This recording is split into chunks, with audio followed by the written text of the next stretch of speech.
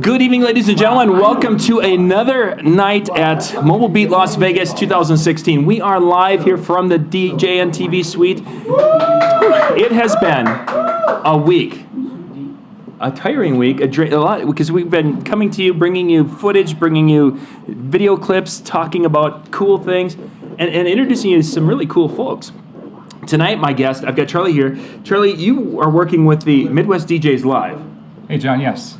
The one in Milwaukee. The one in Milwaukee. 11th and 12th. So we're going to talk about that in a little bit. But first off, Charlie, we need to give them kind of a recap of what happened today. Now, I didn't get to the seminars because I was running around that exhibit hall shooting videos and waving at people and crying in the corner because I was tired and I needed a nappy poo. But kind of give us an idea. What did you see today? What stood out? Give us a little rundown. Well, of course, I can't say enough about Bill Herman. I think he brought the house down today again. And I know there are at least 500 people there that had never seen Bill before. Oh. And him coming on stage, commanding the crowd like he always does. And by the end of his seminar, I bet he had everybody there in tears. I know I had tears in my eyes. I know I saw Vicky with tears in her eyes. And it was just an amazing time. Bill setting the emotion like he does so often. Bill is an interesting presenter because he can just really grab the heartstrings, and then there's times where he can be just the silliest thing. He's like a big kid up there, and he's a fun presenter. One thing I should quickly add to that, you weren't there, John. No, I wasn't. You mentioned this was the first time he's done a presentation or a seminar where his parents were able to be in attendance. Really? Mm-hmm. I did not know this. How cool was that? So Mom and Dad were in the back. I'm sure they were proud of little Billy. Little Billy. Yeah, Bill. For those of you who don't know, Bill's a good friend of mine from Minnesota. And back in the early 2000s, we started doing a convention up in Minneapolis. And Bill we had him as the MC. He's been my MC basically. If I have a show, Bill's my MC. And when we did our first show, one of the things I mentioned to Bill, it's like, Bill, you're kind of good at this. Maybe we should see about getting you on that stage in Las Vegas at some point in time. Well, last year he and Jason were up on stage. This year he was on stage by himself doing his thing. So very cool. Neat to see. Let's see, what else did we have on the schedule today? Bob Lindquist had a seminar today, and there was one other that I've had some people talking about. Tom Hybeck. Did you get a chance to check that one out? I did. The 50 Ways to Build Your Business. Yeah. Have you heard Tom or read his book? I have. I've done both. The Toastmaster? Or yeah. Is it the name of it? I believe that's one of his book, where the Better Toast, yeah. Tom, if you know, from Canada. He's a businessman first. He runs and owns a PR firm up there in Canada. So he's all about business and getting everything just right.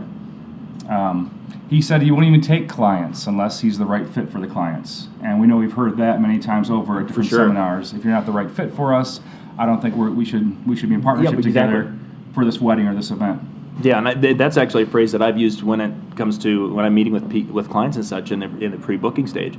It's like, if we're not on the same page, or if we're not going to be a good fit, we're not going to be able to make the magic that you need for your wedding. And so anyway, just it's something that's really good information right there. That's for sure. So what else about Tom's? Tom came up and he said to me, he's like, I had like 90 slides too many. Well, that was what I was going to mention. He said he's a visual person. Yeah. So he did have a lot of the slides for us, a lot of the visuals. I'm trying to think of some key points he had put together today for us. Sorry, John. I know, I'm putting you on the spot here. I'm kind of lost on that one today. Yeah, because there's just so much, and it's really, for those of you who have never been to a convention, it's for us, we started on Sunday. Not that the exhibits were going on, but you start networking with people. And you start talking to people, and they start sharing ideas. And it's not even intentionally saying, oh, here's a good idea. You're like talking, and all of a sudden it's like, hey, that's a neat. And you're making mental notes. And after a while, those mental notes are stacked up on top of each other so high that it's like brain melt. Maybe not everyone's that way. That's kind of. Everyone is diligent taking notes, though. Yeah. I had a page of notes, and that's only the little things that I've been doing. Crazy stuff. Question, because we did last night's show about 7 o'clock last night. And then after that, something pretty major happened. Did you get the chance to see the guys last night? Red Foo and the crew. Starting with Red Foo and with VIC. Is it VIC or is it Vic? I think it's VIC. They introduced him as Vic for the party. I think, VIC is what I've had. And there are live blogs going on the Mobile Beat app, and of course on Twitter. It was pound MBLV20. So they live Twitter feeds up. And everyone was saying that it was the best performance they have seen at any Mobile Beat show. I have to agree with them. Yeah, I've heard a lot of good things about that. You didn't make it out there last night, John? I did not, because we did our show, and then I ended up going out. I had to get something to eat. And then I came back and I was like dead. Well, as you can imagine, Red Foo from LMFAO. He's a fantastic performer. Very much so.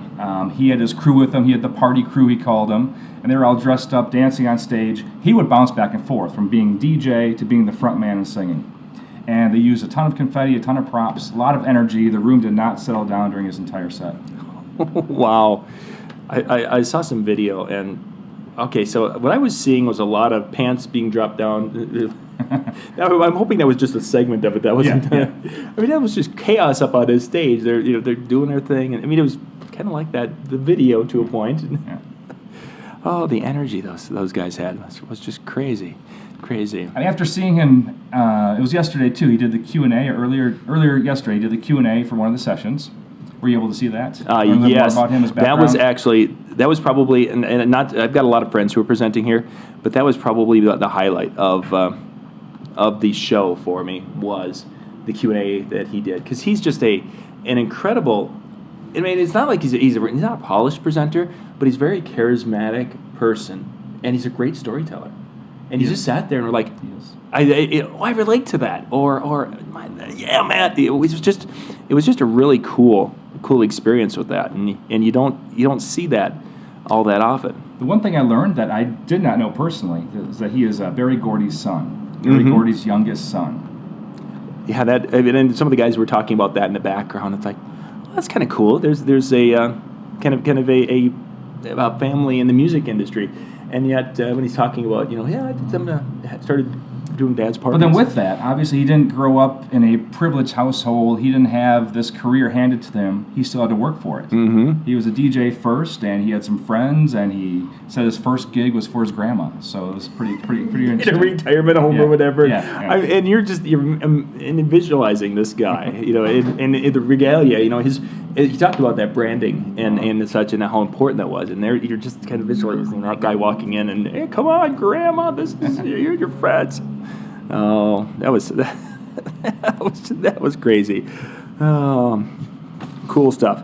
So tomorrow we're going to have. Well, tonight is if you've never been to one of these shows, that there's evening activities. Sunday night there's usually something. Monday, Tuesday night, Wednesday night they've really kind of backed away from having activities, because this is the night that really almost everybody's got a group and they're going somewhere. I mean, I think that's why we're on at 6 tonight, is that we're going to be a little early. You guys will get to see this while we're out. Some people are going to the what is it? The Rock. Raiding the Rock Vault. Raiding the Rock Vault. I should know this because my wife and I got to go see that when I was over at the Westgate. There's a lot of people going to that, or other people checking out different shows, going out to buffets around town. I'll probably end up at McDonald's.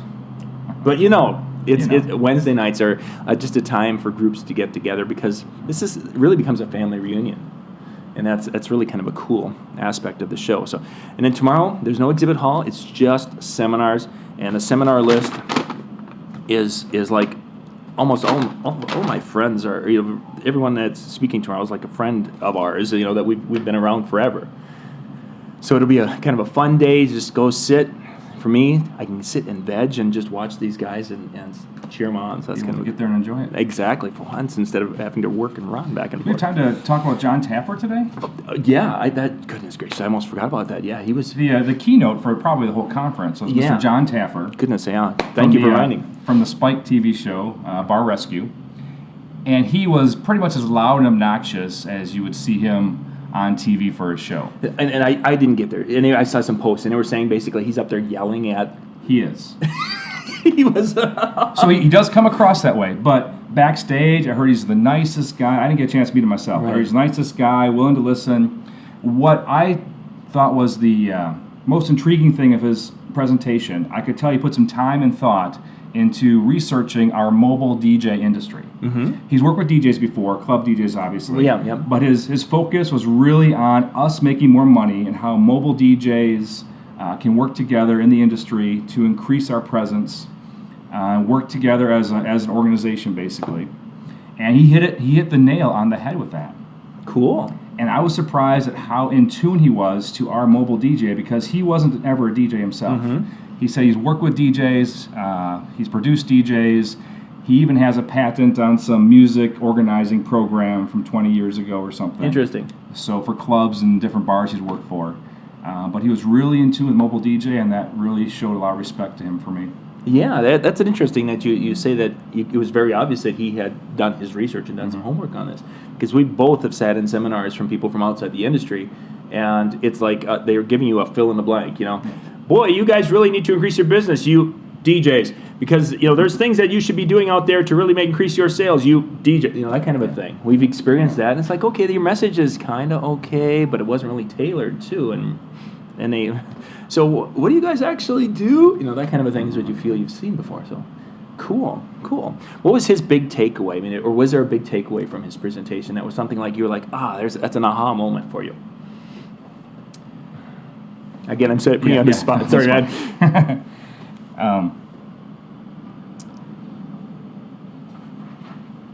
I'm sorry, John. Yeah. I'm running a blank. That's quite all right. That's quite all right. There's so much going on and so many aspects of it.